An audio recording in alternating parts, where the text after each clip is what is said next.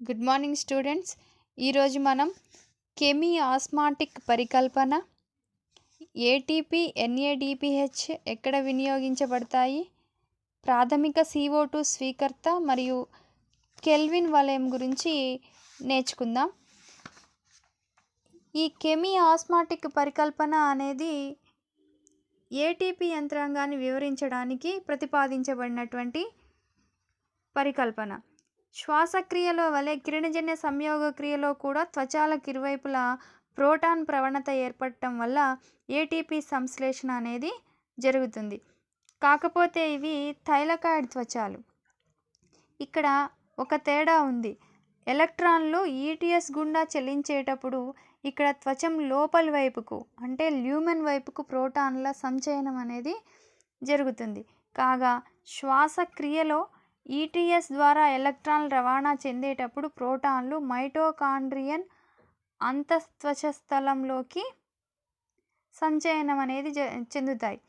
త్వచం గుండా ప్రోటాన్ ప్రవణత ఏ విధంగా ఏర్పడుతుందో అర్థం చేసుకుందాం.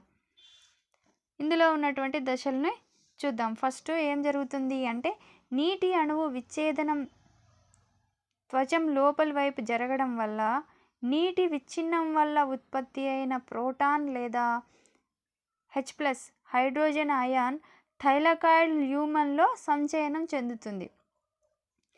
ఎలక్ట్రాన్లు రవాణా గొలుసు ద్వారా చెల్లించేటప్పుడు ప్రోటాన్లు త్వచం ద్వారా రవాణా చేయబడతాయి.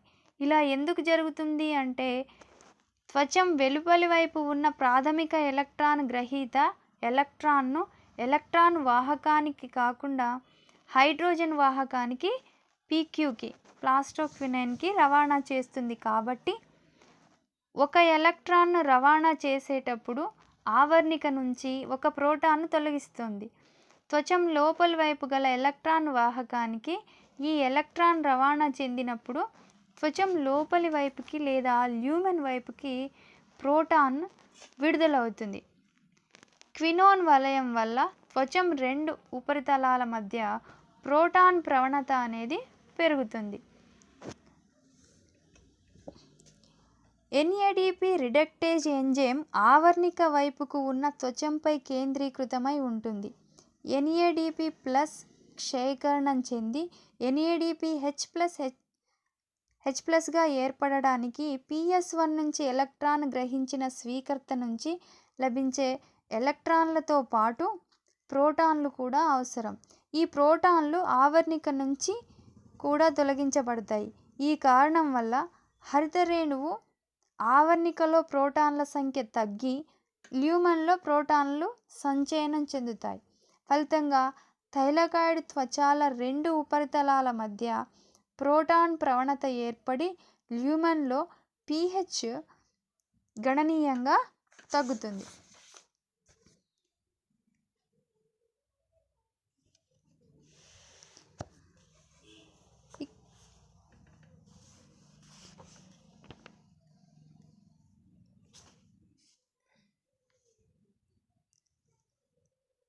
ఇక్కడ ఉన్నటువంటి డయాగ్రామ్లో చూసినట్లయితే మనం లెఫ్ట్ సైడు కాంతి వ్యవస్థ 2, ఆ తర్వాత సైటోక్రోమ్ B మరియు Fలు, రైట్ సైడ్ కాంతి వ్యవస్థ 1 అనేది ఉంటుంది. ప్రోటాన్ అనేది లోపలికి అంటే అవకాశిక లేదా ల్యూమెన్లోకి ప్రవేశించడం వల్ల అక్కడ H+ అనేవి ఎక్కువగా ఏర్పడినది మనకు తెలుస్తుంది. అదేవిధంగా కాంతి వ్యవస్థ 1 నుంచి ఎలక్ట్రాన్ గ్రహించి NADP+ NADPHగా ఏర్పడటం అనేది తెలుస్తుంది. అదేవిధంగా థైలకాయిడ్ త్వచం నుంచి F0 F1 పార్టికల్స్ ఉండి వాటి నుంచి ఈ ప్రోటాను వెలుపలికి ప్రవేశించడం వల్ల ATP సింథేజ్ అనేటటువంటి ఎంజైమ్ సమక్షంలో ADP ATPగా ఏర్పడటం అనేది తెలుస్తుంది. ఈ మొత్తం డయాగ్రామ్ని కెమీ ఆస్మాసిస్ ద్వారా ATP సంశ్లేషణ ఎలా జరుగుతుందో మనకి తెలుస్తుంది. దీంట్లో ఇక్కడ ప్రోటాన్ ప్రవణతపై మనకి ఎందుకు అంత ఆసక్తి అంటే శక్తి విడుదలకు ఈ ప్రవణత అనేది ఛేదించబడాలి. ఈ ప్రవణత అనేది ముఖ్యమైనది. ATPaseకు గల F0 త్వచాంతర ఛానళ్ళ గుండా త్వచం నుంచి ఆవరణికలోనికి ప్రోటాన్లు చెల్లించడం ద్వారా ఈ ప్రవణత అనేది ఛేదించబడుతుంది. ఏటీపీయేజ్ ఎంజైమ్లో 2 భాగాలు ఉంటాయి.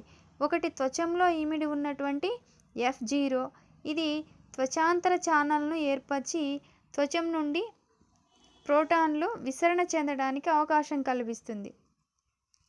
దీనిలో వేరొక భాగం F1, ఇది ఆవరణిక వైపుకు గల థైలకాయిడ్ త్వచం వెలుపలి తలం మీద ముందుకు పొడుచుకొని వచ్చి ఉంటుంది.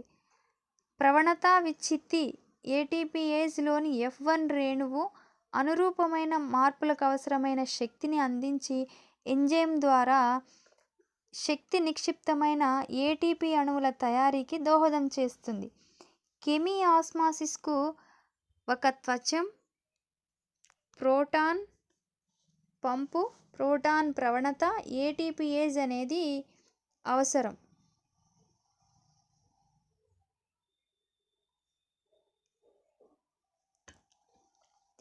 ఈ త్వచం ద్వారా ప్రోటాన్లు పంపు చేయబడి ప్రవణత ఏర్పడడానికి థైలకాయిడ్ ల్యూమెన్లో ప్రోటాన్ గాఢత పెరగడానికి శక్తి వినియోగించబడుతుంది. ఏటీపీయేజ్ ఎంజైమ్లో గల ఛానళ్ళు ప్రోటాన్లు తిరిగి త్వచం ద్వారా విసరణ జరగడానికి వీలు కల్పిస్తున్నది. దీనివల్ల ఏటీపీయేజ్ ఎంజైమ్ క్రియావంతమవడానికి అవసరమైన శక్తి విడుదలై ఏటీపీ సంశ్లేషణకు తోడ్పడుతుంది. ఆవరణికలోని CO2 స్థాపన, చక్కెరల సంశ్లేషణకు జరిగే జీవ సంశ్లేషణ చర్యలో ఎలక్ట్రాన్ రవాణా ద్వారా ఉత్పత్తి అయ్యే NADPHతో పాటు ఏటీపీ వెనువెంటనే వినియోగించబడుతుంది. ఏటీపీ, NADPHలు ఎక్కడ వినియోగించబడతాయి? ఏటీపీ, NADPH మరియు ఆక్సిజన్లు అనేవి కాంతి చర్యలో ఏర్పడేటటువంటి ఉత్పన్నాలు. ఇందులో ఆక్సిజన్ అనేది హరిత రేణువు నుంచి విడుదల చేయబడుతుంది. ఆహార పదార్థాల తయారీలో ఏటీపీ, NADPHలు వినియోగించబడతాయి. ఈ దశను జీవ సంశ్లేషణ దశగా మనం పరిగణిస్తాం. ఇది కాంతిపై ప్రత్యక్షంగా ఆధారపడదు, నిష్కాంతి చర్య అని అనవచ్చు దీన్ని. కానీ CO2 నీటితో పాటు కాంతి చర్య ఉత్పన్నాలైన అటువంటి ఏటీపీ, NADPHలపై ఆధారపడి ఉంటుంది. ఇది ఎలా రుజువు చేయగలం మనం అంటే, కాంతి లేని సమయంలో జీవ సంశ్లేషణ విధానం కొంతసేపు జరిగి పిదప ఆగిపోతుంది. మరలా కాంతి లభ్యమైనప్పుడు సంశ్లేషణ తిరిగి ప్రారంభమవుతుంది. జీవ సంశ్లేషణ దశలో ఏటీపీ, NADPHలు ఎలా వినియోగించబడ్డాయో ఇప్పుడు చూద్దాం. ఇంతకు ముందు చూసినట్లుగా CO2 నీటితో కలిసి CH2O(N) లేదా చక్కెరలను తయారు చేస్తుంది. CO2 చర్యలో పాల్గొనేటప్పుడు లేదా CO2 స్థాపన జరిగినప్పుడు ఏర్పడిన మొదటి ఉత్పాదకం పదార్థం ఏమిటనేది శాస్త్రవేత్తలకు ఆసక్తి రేకెత్తించింది. రెండవ ప్రపంచ యుద్ధం తర్వాత రేడియో ఐసోటోపులను వాడి పొందగలిగే ప్రయోజనకరమైన ఉపయోగాలను సాధించే కృషిలో మెల్విన్ కెల్విన్ సేవ ఆచరణీయమైనది. అతడు శైవలాల కిరణజన్య సంయోగ క్రియ అధ్యయనంలో కిరణధార్మికత ఉన్న కర్బనాన్ని అంటే C14CO2ను ఉపయోగించినప్పుడు CO2 స్థాపనలో ఏర్పడే మొదటి పదార్థం 3 కర్బన సేంద్రియ ఆమ్లం అని కనుగొన్నాడు. జీవ సంశ్లేషణ చర్యలను తెలిపే వరుస క్రమం మీద కెల్విన్ కృషి చేశాడు. కాబట్టి కెల్విన్ వలయం అంటారు ఈ వలయాన్ని. ఈ వలయంలో మొట్టమొదట ఉత్పన్నమయ్యే పదార్థం 3-ఫాస్ఫోగ్లిజరిక్ ఆమ్లం లేదా PGA అని గుర్తించారు. అన్ని మొక్కల్లోనూ CO2 స్థాపనలో ఏర్పడే మొదటి ఉత్పన్నం PGA పదార్థమేనా లేదా ఇతర మొక్కల్లో ఇంకా మరే ఇతర ఉత్పన్నం ఏర్పడుతుందా అని తెలుసుకోవడానికి శాస్త్రజ్ఞులు ప్రయత్నించారు.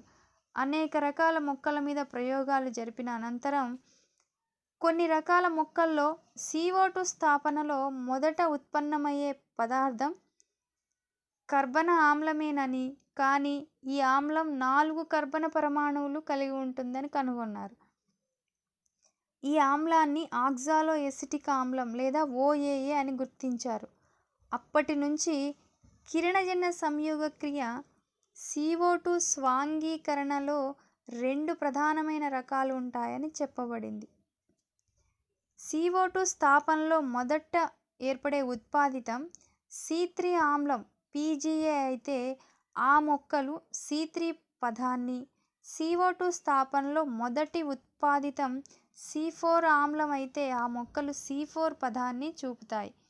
ఈ విధంగా C4 మొక్కలు, C3 మొక్కలు అని 2 రకాలు ఉంటాయి. ఆ తర్వాత ప్రాథమిక CO2 స్వీకర్త. నిష్కాంతి చర్యను అర్థం చేసుకోవడానికి శ్రమించిన శాస్త్రజ్ఞులు వేసుకున్న ప్రశ్ననే ఇప్పుడు మనం తిరిగి ప్రశ్నించుకుందాం. CO2ను గ్రహించిన తర్వాత 3 కర్బన పరమాణువులు ఉండాలంటే దాని గ్రహీత అణువులో ఎన్ని కర్బన పరమాణువులు ఉండాలి అనుకోని రీతిలో CO2 స్వీకర్త అణువు 5 కర్బన పరమాణువులు ఉన్నటువంటి కీటోస్ చక్కెర రైబోలోజ్ బిస్ఫాస్ఫేట్ RUBP అని అధ్యయనంలో రుజువైంది. శాస్త్రజ్ఞులు కూడా చాలా ప్రయోగాలు జరిపి నిర్ధారణకు రావడానికి ఎక్కువ సమయం తీసుకున్నారు. మొదటి ఉత్పాదకం C3 ఆమ్లం అవడం వల్ల ప్రాథమిక స్వీకర్త 2 కర్బన యౌగికమని భావించారు. శాస్త్రజ్ఞులకు 5 కర్బన RUBPని గుర్తించడానికి పూర్వమే 2 కర్బన యౌగికాన్ని గుర్తించడానికి అనేక సంవత్సరాలు పట్టింది. ఈ వలయాన్ని మనం ఇక్కడ చూసినట్లయితే రైబోలోజ్ 1,5 బిస్ఫాస్ఫేట్ అనేది వాతావరణం నుంచి కార్బన్ డయాక్సైడ్ మరియు H2O గ్రహించి వాతావరణంలో ఉన్నటువంటి కార్బన్ డయాక్సైడ్ నీటిని వేరు ద్వారా గ్రహిస్తుంది కదా, అవి ఉపయోగించుకొని ఇక్కడ కార్బాక్సిలేషన్ అనేది జరుగుతుంది రుబిస్కో అనేటటువంటి ఎంజైమ్ సమక్షంలో. అది 3-ఫాస్ఫోగ్లిజరిక్ ఆమ్లం అనేది ఏర్పడుతుంది. ఆ తర్వాత రెండో దశలో క్షయకరణం అనేది జరుగుతుంది. అక్కడ ATP ప్లస్ NADPHలు వినియోగించబడి ADP plus inorganic phosphate plus NADP plus అనేది ఏర్పడుతుంది. ట్రయోజ్ ఫాస్ఫేట్ అనేది ఏర్పడి దాని నుంచి సూక్రోజ్ లేదా పిండి పదార్థం అనేది ఇక్కడ ఏర్పడుతుంది. ఆ తర్వాత పునరుద్ధరణ. ఈ పునరుద్ధరణ జరిగే సమయంలో ATP అనేది ADPగా మార్పు చెందుతుంది. తిరిగి రైబోలోజ్ 1,5 బిస్ఫాస్ఫేట్ అనేది ఏర్పడుతుంది. ఈ 3 దశల్లో కార్బాక్సిలేషన్ CO2 రైబోలోజ్ 1,5 బిస్ఫాస్ఫేట్తో కలవడం మొట్టమొదటిది. రెండవది క్షయకరణం. కిరణజన్య సంయోగక్రియలో ఉత్పత్తి అయిన ATP NADPHలను వాడుకొని కార్బోహైడ్రేట్లు ఏర్పడడం రెండవది. పునరుత్పత్తిలో మూడో దశలో CO2 స్వీకర్త అయిన రైబోలోజ్ 1,5 బిస్ఫాస్ఫేట్ అనేది తిరిగి ఏర్పడటం వల్ల వలయం అనేది కొనసాగుతూ ఉంటుంది. కెల్విన్ వలయం లేదా కెల్విన్ పదం. కెల్విన్ అతని అనుచరులు పూర్తి వలయం మీద పరిశోధనలు జరిపి ఈ వలయం చక్రీయ పద్ధతిలో పనిచేస్తూ RUBP పునరుద్ధరణ జరుగుతుందని రుజువు చేశారు. కెల్విన్ వలయంలో ఏం జరుగుతుందో ఇప్పుడు చూద్దాం. ఇక్కడ అన్ని కిరణజన్య సంశ్లేషక మొక్కల్లో కెల్విన్ వలయం అనేది జరుగుతుంది.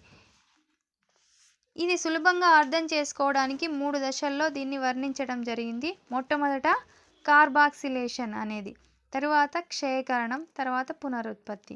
కార్బాక్సిలేషన్లో CO2 స్థిరమైన మాధ్యమిక యౌగికంగా రూపొందడానికి కార్బాక్సిలేషన్ అనేది జరుగుతుంది. అంటే ఇక్కడ కర్బన స్థాపన అనేది జరుగుతుంది. దాన్నే మనం ఇక్కడ కార్బాక్సిలేషన్ అనేది అంటాం.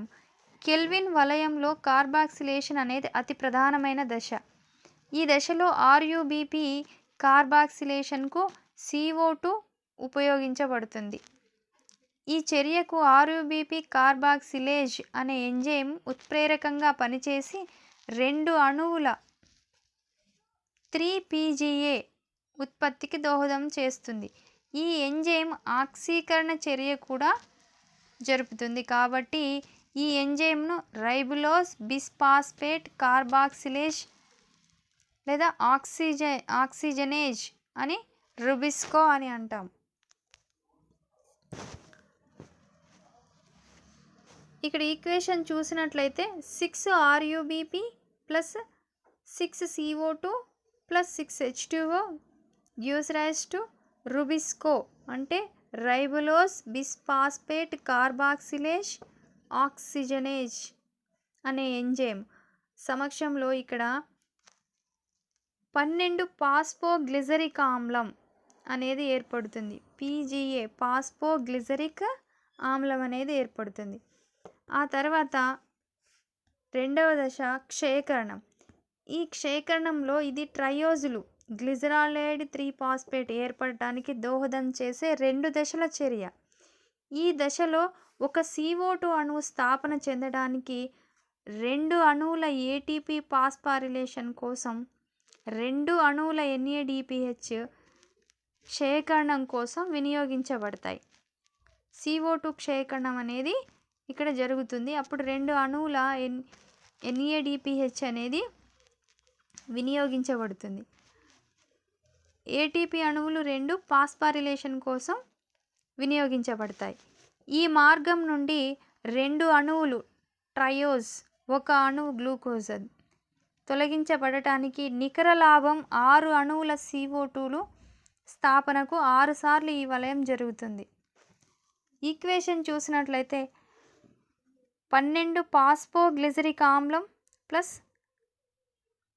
12 ATP gives rise to ఫాస్ఫోగ్లిజరోకైనేజ్ అనే ఎంజైమ్ సమక్షంలో 12 బిస్ఫాస్ఫోగ్లిజరిక్ ఆమ్లం ప్లస్ 12 ADP అనేది ఏర్పడుతుంది. ఈ 12 బిస్ఫాస్ఫోగ్లిజరిక్ ఆమ్లం అనేది 12 NADPHను ఉపయోగించుకొని gives rise to ఇక్కడ గ్లిజరాల్డైడ్ 3-ఫాస్ఫేట్ డీహైడ్రోజినేజ్ అనే ఎంజైమ్ సమక్షంలో 12 గ్లిజరాల్డిహైడ్ 3-ఫాస్ఫేట్ G3Pగా ప్లస్ 12 NADP ప్లస్ 12 H2PO4గా ఏర్పడుతుంది. ఇక్కడ 12 గ్లిజరాల్డిహైడ్ 3-ఫాస్ఫేట్లో 2 నికర లాభం మిగిలినటువంటి 6 అణువుల RUBP పునరుద్ధరించబడటానికి దోహదం చేస్తాయి. అంటే తిరిగి పునరుద్ధరణ అనేది జరుగుతుంది. ఇక్కడ 2 అణువులే ఇక్కడ పిండి పదార్థం తయారీ సుక్రోజు లేదా పిండి పదార్థం తయారీలో తోడ్పడతాయి. మిగిలినవి తిరిగి మళ్ళీ RUBP పునరుద్ధరణలో తోడ్పడతాయి. సో మూడవ దశ పునరుత్పత్తి. కెల్విన్ వలయం అవిచ్ఛిన్నంగా సాగాలి అంటే CO2 గ్రహీత అయిన RUBP అణువు పునరుత్పత్తి చెందడం అనేది అతి ప్రధానమైనది. ఈ దశలో RUBP ఏర్పడటానికి 1 ATP అణువు ఫాస్ఫారిలేషన్కు అవసరం. గ్లిజరాల్డైడ్ 3-ఫాస్ఫేట్ DHAP డైహైడ్రాక్సీ ఎసిటోన్ ఫాస్ఫేట్ అనేవి సాదృశ్యాలు. వీటి పరస్పర మార్పిడికి ట్రయోజ్ ఫాస్ఫేట్ ఐసోమరేజ్ అనేది ఉత్ప్రేరకంగా ఇక్కడ పనిచేస్తుంది. మనం ఇప్పుడు కెల్విన్ వలయంలోని వివిధ దశలను చూద్దాం. మొట్టమొదటగా స్టెప్ ఏలో ఏం జరుగుతుంది అంటే గ్లిజరాల్డైడ్ 3-ఫాస్ఫేట్ ప్లస్ 2 DHAP అనేవి ఆల్డోలేజ్ అనేటటువంటి ఎంజైమ్ సమక్షంలో 2 ఫ్రక్టోజ్ 1,6 బిస్ఫాస్ఫేట్గా మారుతుంది. ఈ రెండవ దశలో 2 ఫ్రక్టోజ్ 1,6 బిస్ఫాస్ఫేట్ అనేది ఫ్రక్టోజ్ 1,6 బిస్ఫాస్ఫటేజ్ అనే ఎంజైమ్ సమక్షంలో 2 ఫ్రక్టోజ్ 6 ఫాస్ఫేట్ ప్లస్ 2 ఇనార్గానిక్ ఫాస్ఫేట్స్గా ఏర్పడుతుంది. అంటే ఫాస్ఫరస్ అనేది ఇక్కడ తొలగించబడింది. ఆ తర్వాత 2 fructose 6 phosphate plus 2 glyceraldehyde 3 phosphate అనేది ట్రాన్స్కీటోలేజ్ అనే ఎంజైమ్ సమక్షంలో ఇవి మొత్తం కలిసి 2 జైలోజ్ 5 ఫాస్ఫేట్ ప్లస్ 2 ఎరిథ్రోజ్ 4 ఫాస్ఫేట్స్గా ఏర్పడతాయి. ఈ 4వ దశలో 2 ఎరిథ్రోజ్ 4 ఫాస్ఫేట్ ప్లస్ 2 DHAP అనేవి ఆల్డోలేజ్ అనే ఎంజైమ్ సమక్షంలో 2 సీడోహెప్టలోజ్ 1,7 బిస్ఫాస్ఫేట్గా మార్పు చెందుతాయి. ఆ తర్వాత 2 సీడోహెప్టలోజ్ 1,7 బిస్ఫాస్ఫేట్ అనేది సీడోహెప్టలోజ్ 1,7 బిస్ఫాస్ఫేటేజ్ అనే ఎంజైమ్ సమక్షంలో 2 సీడోహెప్టలేజ్ 7 ఫాస్ఫేట్ ప్లస్ 2 ఇనార్గానిక్ ఫాస్ఫేట్స్గా ఏర్పడుతుంది. అంటే ఫాస్ఫేట్ అనేది తొలగించబడుతుంది. ఆ తర్వాత 2 సీడోహెప్టలేజ్ 7 ఫాస్ఫేట్ ప్లస్ 2 గ్లిజరాల్డిహైడ్ 3 ఫాస్ఫేట్ అనేది ట్రాన్స్కీటోలేజ్ అనే ఎంజైమ్ సమక్షంలో 2 జైలులోజ్ 5 ఫాస్ఫేట్ ప్లస్ 2 రైబోజ్ 5 ఫాస్ఫేట్గా ఏర్పడుతుంది. 4 జైలులోజ్ 5 ఫాస్ఫేట్ అనేది రైబోలోజ్ 5 ఫాస్ఫేట్ ఎపిమరేజ్ అనే ఎంజైమ్ సమక్షంలో 4 రైబోలోజ్ 5 ఫాస్ఫేట్గా ఏర్పడుతుంది. 2 ribose 5 phosphate ribose 5 phosphate isomerase అనే ఎంజైమ్ సమక్షంలో 2 రైబోలోజ్ 5 ఫాస్ఫేట్గా ఏర్పడుతుంది.